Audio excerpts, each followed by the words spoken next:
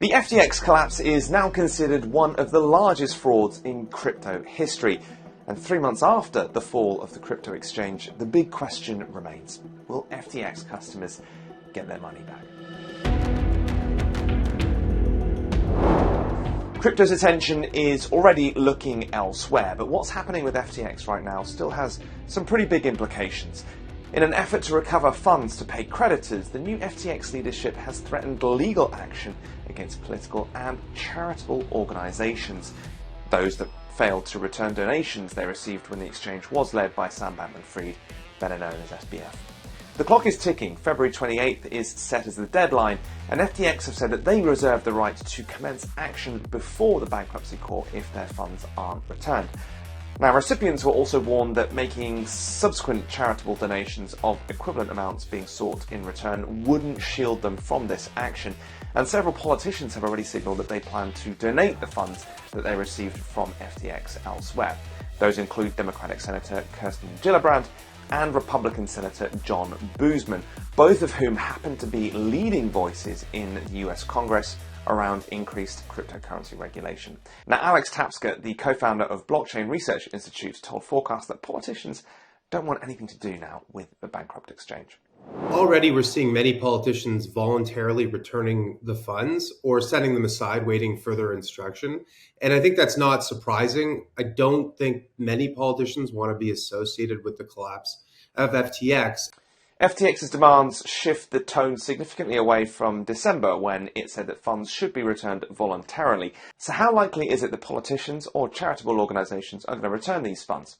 Well, Anthony Sabino, a professor at St. John University in New York, told Forkast the US Bankruptcy Code supports FTX's claims.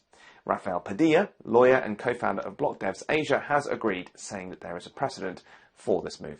Back in 2012, there's actually a US case where the court in the United States actually ordered politicians, certain congressmen and senators, to return these funds. In other words, they were able to recover those funds in view of, also in a similar setting where there's actually a bankruptcy proceeding as well. So with this precedent in mind, it is likely possible. And I think this is where the confidence is coming from. But how much are we talking about? Well, according to a Bloomberg report, it's at least $73 million US. FTX and SBF were among the largest contributors to the US Democratic Party through the 2020 presidential elections, including to the current president, Joe Biden. However, the White House refused to confirm whether Biden's administration would return the more than $5 million that he received from FTX. Moreover, SBF said he donated to both the Democratic and Republican parties as well. The latest development in the saga poses more questions than answers. One of them: is there any way for politicians or organisations to opt not to return the cash that they received? They have some defences available to them, but they will need to convince the court that the defences are valid. Now, while $73 million is a large sum, it's not a huge chunk out of the nearly $3 billion that's owed to all of FTX's creditors. So how likely is it that ordinary customers are going to benefit, even if these sorts of sums are returned?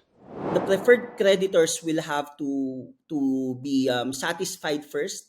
And among the preferred creditors also, usually the government, in the form of like taxes and other government-related contributions.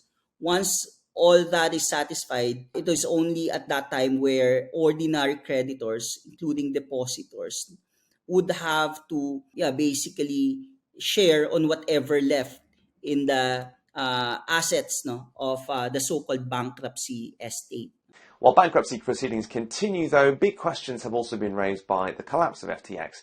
The SEC has been moving swiftly this year to crack down on crypto, and in the absence of policymakers setting rules, regulation is now being formed by enforcement.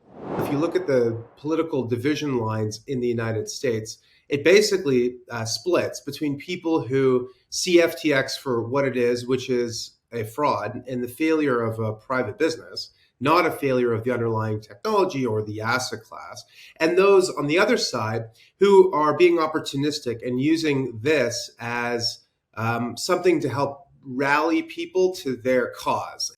FTX founder SBF has been charged with a list of financial crimes, including, of course, securities fraud, as well as money laundering and campaign finance violations.